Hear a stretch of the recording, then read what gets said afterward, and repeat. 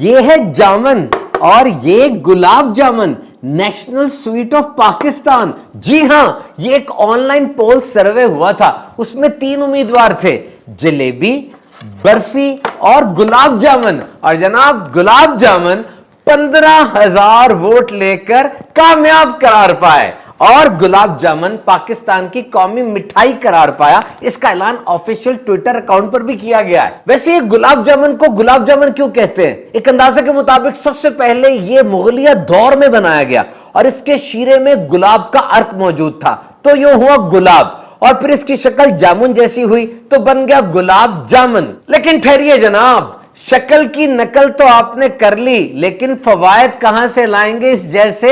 تو غذائیت اور افادیت سے مالا مال جامن ایک مکمل غذا ہے. جامن کے درخت کے پتے, چھال, بیج اور پھل سب کے سب بطور دوا استعمال ہوتے ہیں. اسے کہا جاتا ہے سیزیچیم کھمنائے یا مالابار پلم یا جمبلن. تمام تحقیقات فورن اور لوکل کلینکل ٹرائل سے یہ بات ثابت ہے کہ جامن کے استعمال سے شوگر کم ہوتی ہے, تو ذیابیطس یعنی ڈائبیٹس کے مریضوں کے لیے بہت زبردست ہے, کیونکہ اس کے پھل اور بیج کے استعمال سے شوگر کو کنٹرول کیا جا سکتا ہے. پیٹ کے مسائل کے لیے ڈائجسٹو ڈس آرڈرز میں یہ پھل بہترین ہے. السر, سانس کی بیماریاں, ایزما, برونکائٹس کے اندر بھی یہ بہت فائدہ مند ہے. فریکلز, تیل چھائیاں, سکن ٹریٹمنٹ اور پھوڑے پھنسیوں میں اگر جامن کا استعمال کیا جائے تو بہت فائدہ ہوتا ہے. جامن کا جو ذائقہ ہوتا ہے اس کو ایسٹرنجنٹ کہا جاتا ہے, یعنی لٹل بٹ بٹر, تھوڑا کڑوا سا اور سلائٹلی ایسیڈک, تھوڑا تیزابی سا. بعض تو ویسے بہت میٹھے ہوتے ہیں.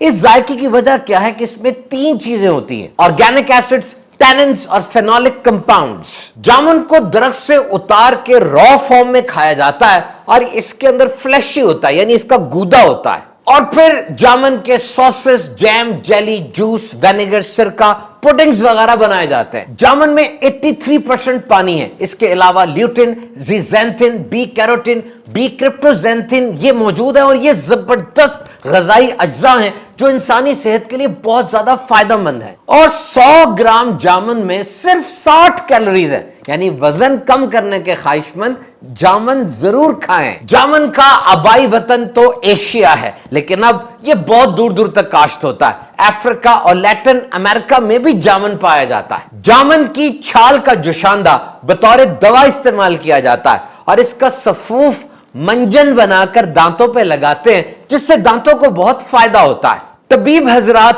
جامن کی گٹھلیوں کو سکھا کر بہت سی ادویات بنا لیتے ہیں. جامن کے سفید چھوٹے پھول بڑی زبردست خوشبو دیتے ہیں. ان میں نیکٹر بہت زیادہ ہوتا ہے جو کہ بی کیپنگ یعنی شہد کی مکھیوں کے لیے اچھا ہے, اور اس سے ہائی کوالٹی شہد بنتا ہے. اور پھول آنے کے 32 دن کے بعد پھل آ جاتا ہے. ایشیا میں جامن کا پھل جون جولائی میں ہوتا ہے, جبکہ برازیل میں یہ دسمبر اور فیبروری کے درمیان آتا ہے. جامن کے پتوں پر ریشم کے کیڑے پالے جاتے ہیں, اور جامن کے پتوں سے خاص قسم کا ایک آئل نکالا جاتا ہے جو کہ صابن اور پرفیوم میں استعمال ہوتا ہے. جامن کا درخت بڑی تیزی سے بڑھتا ہے اور 40 سال کی عمر تک اپنے فل سائز پر پہنچ جاتا ہے. اس کا قد 98 فٹ تک ہو سکتا ہے, جبکہ اس کی عمر 100 سال سے بھی زائد ہو سکتی ہے. جامن کا درخت پرندوں, گلہریوں, تتلیوں اور دیگر جانوروں کا پسندیدہ ہے. ڈینسلی فولیٹڈ کراؤن بہت گھنا اور سایہ دار درخت ہے.